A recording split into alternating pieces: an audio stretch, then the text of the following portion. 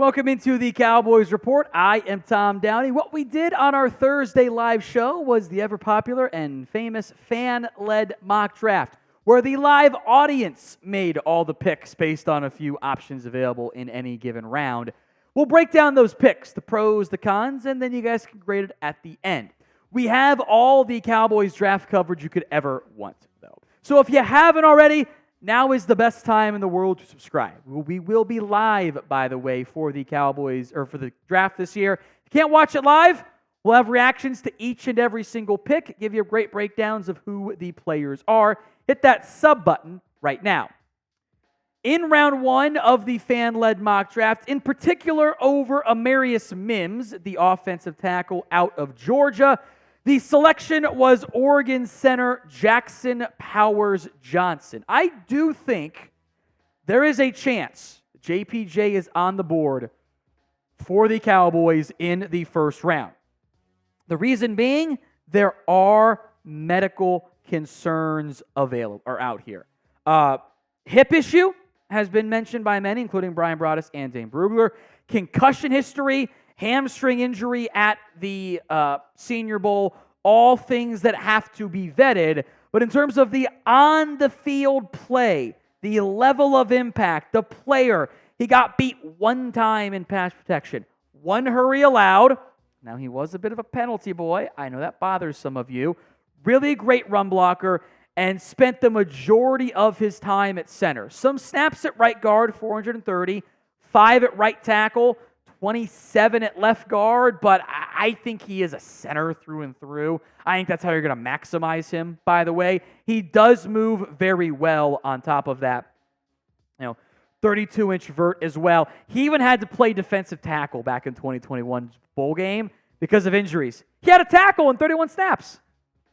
Kind of crazy, right? So he plugs in right there at center. He is your new starting center, and you're going to allow TJ Bass, Brock Hoffman to compete at left guard, potentially with another draft pick, and it gives you, now you feel great about you're better about your interior, right? You can survive with Bass or Hoffman at left guard in between Tyler Smith and JPJ, and the other guy probably is a potential option to take over for Zach Martin down the road.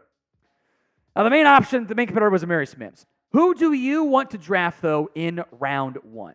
Go ahead and sound off for me in the comment section of today's with the pinned comment. The ad comes on YouTube. Take advantage of it. Head down there. Let me know. I'll be honest. I was a bit surprised with the pick in round two. It was NC State linebacker Payton Wilson. I kind of thought he'd lose out to any of the running backs or some of the DTs on the board. My issue is I don't love the round two guys. I'm going through my grades. I'm not going to probably not have a pure round two grade there. Maybe Wilson's one of them. If he were not 24 years old, which scares me, and if he didn't have a lengthy medical history, this is, I think, the no doubt number one linebacker prospect in this year's class. In fact, we're talking like I might have a first-round grade on him, even with the age. He was everywhere around the field. He consistently puts about 100 tackles, about 10 a game, basically, from a production standpoint. It's very impressive. A little bit under 10 over the past, healthy 3 seasons. This is a high-end athlete who is instinctive and smart. Sean Lee was my comp, but, as a really good but hurt linebacker. But then he tested even better than Sean Lee did in coming out of Penn State. Like the level of athletic testing we're getting into here, and I think the intelligence is we're kind of in geekly range. I don't think he's going to be as good, like a broke man's version of that potential Hall of Famer, but those are the vibes I get. Now, he does have a skinny lower half, and the medical must be checked out. Double-digit surgeries over his time, shoulders 3 times, knee injury twice. That's big red flags. How does the medical check out? Cowboys brought him in for a 30 visit. They will know. If the medical's checked out, he might be a Cowboy. If they didn't, they will pass on him. Linebacker is an area of concern. Eric Kendricks is here for a year. Great. DeMarvion Overshown, Damone Clark. I like Overshown long term. I get anxious about his future or about coming off the ACL himself. So I got again injured hurt guy, right? Clark was an injured hurt guy at linebacker. One of them will stay healthy though, right? That's just the odds, right? All right, third round, Jonathon Brooks out of Texas. There are actually a lot of backs are on the board here. And I don't think many people would be surprised if Dallas took him in round 2. I have a second, third round cheater grade on him, just like I do Payton Wilson, by the way. Funnily enough, the Texas A&M staff thought he was too small. He's 6 foot and change and 216. It's too small for you? I thought that was weird. Massive breakout season with Bijan Robinson no longer blocking him from playing time. I think Rachaad White comp, but I think has better vision than Rachaad White does. A great balance as well. I don't think he's as fast as Trey Benson, but might be a little bit shiftier from that perspective. The medical red flags exist, though, again here. ACL tear is a concern for teams. We'll see what the exact timeline for recovery stands out in the end. But I think he'd be a 3-down player. It's a matter of how ready is he to go, from a day one perspective.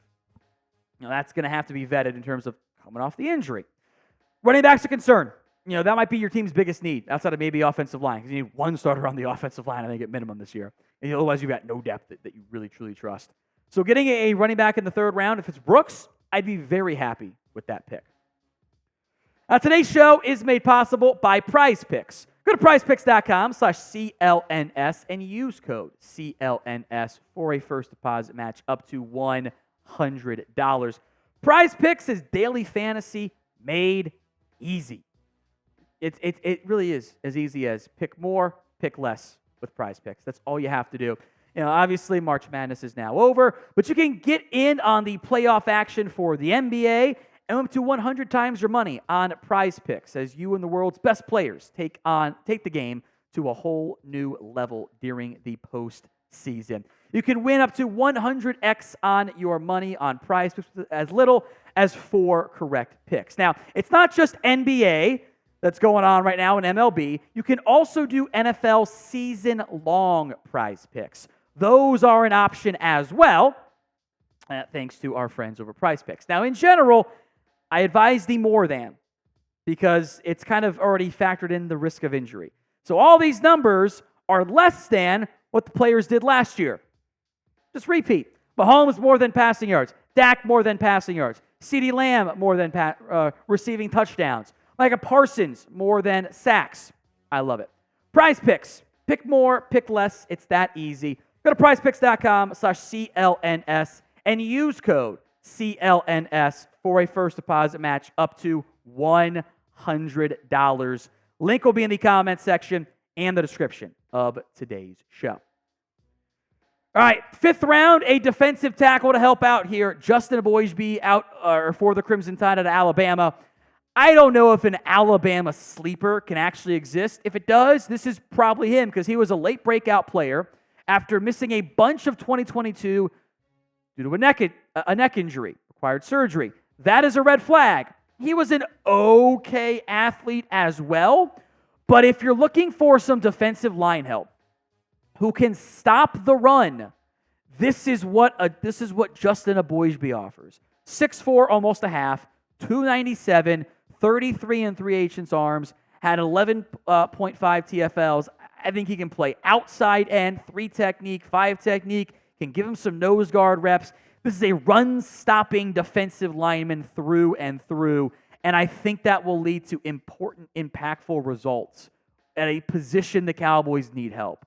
They are thin right now. Like, this team does not have the bodies on the defensive line unless you really want to give Carl Davis real reps.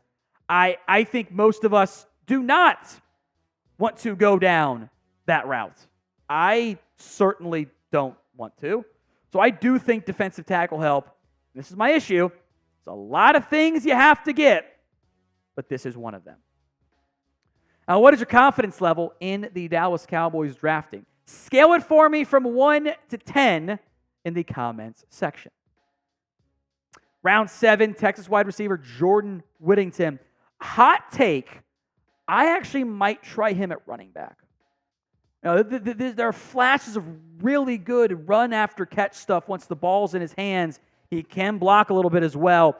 A long injury history at the beginning of his career in Texas. Ironically, the fan-led mock draft falling into the same traps that the Cowboys do of falling in love with the injured players. torn groin in 2019, torn meniscus 2020, broke his clavicle in 2021, was stuck behind some good receivers at Texas in 2022 and especially in 2023. But big body slot, I think, is what you end up using him as. I thought he was going to be really good at Texas. Never quite materialized from that perspective. Not many special teams reps, but I think his profile suggests he can do more than that. This could be a different style Kevontae Turpin backup. And I think to some level, maybe it was the fan-led mock draft, Texas fans overriding things. But Whittington was the pick, and you are looking for more receiver depth, by the way. Now, frankly, my favorite pick in this mock draft was UCLA pass rusher Gabriel Murphy. 6'2 and a quarter, 251, with T-Rex arms, 30.5-inch arms. He is eligible, I believe, by the way, for the Dallas day. We'll see if he came or not. Got to double check that because he went to UNT before transferring to UCLA. Awesome production. 16.5% pressure rate, actually dropped from 18.6 the previous season. Oh, sorry, I'm looking at Grayson's numbers. My bad. Gabriel Murphy, 6'2 and 3/8, 247, 61 pressure, 17% rate, up from 6%. He is a twin brother. I went to the wrong G. Murphy on my stats. My apologies. Also from UNT to UCLA. I think he's underrated. Really great production at both UNT and UCLA despite the sacks not being great in 2022. The pressures absolutely were there. My player comp here is Harold Landry dressed as a T-Rex for Halloween. The arm length is a significant red flag. 30.5 inches. That is a severe outlier with really a very limited sample size of player success. This is one of my few, players I am willing to gamble on. You can't have an entire team of exceptions to the rule. You can have one or two. And in the 7th round, for a really good athlete, I'm in on this. 4'6", 40, 39.5-inch vert. This is a great athlete. He just has short arms. It's the main thing holding him back, and it will cause issues in the NFL. But as a pass rush specialist in the 7th round, hell yeah, because I need more help there. Kind of the inverse Junior Fehoko. Plays very different styles there. Both of them end up being able to help you in the end. The final pick here in the 7th round, that is Frank Crum, the offensive tackle out of Wyoming. He tested very impressively. And I think that will help him get drafted this year. The production was okay at Wyoming. But again, this is a 6'8 and a quarter, 313-pound offensive tackle who does have just barely sub 34-inch arms, although Wyoming claimed his arms were over 34 inches at his pro day. Seems suspicious from that perspective. Was cleared from a brief heart issue in 2023. It doesn't think that's going to be a problem at all. But they call him Frank the Tank. He's not afraid to run block either. Fantastic athletic testing. But the athletic ability, the promise, the flashes we've seen, despite being, again, an older prospect, which does scare me, but we're in the 7th round, it's fine. That is a player I am open to gambling on, if we can call it a gamble, in the 2023 NFL Draft. He'd be a swing tackle option. He can compete with Matt Let's-Go, Earl Bostic, and maybe everyone's not-so-favorite player, Josh Ball, to round out the Cowboys OT group. So grade the fan-led mock draft, A, B, C, D, or F. Go ahead and sound off for me in the comment section right now. One time, if you forgot or weren't paying attention, Jackson Powers Johnson, center from Oregon in round 1. NC State linebacker Payton Wilson in the 2nd. Jonathan Brooks, Texas running back in the 3rd. Justin Eboigbe in the 5th out of Alabama, the defensive tackle. 6th round pick is Texas wide receiver Jordan Whittington. Gabriel Murphy, UCLA edge in the 7th round. And Wyoming offensive tackle Frank Crum also in the 7th round.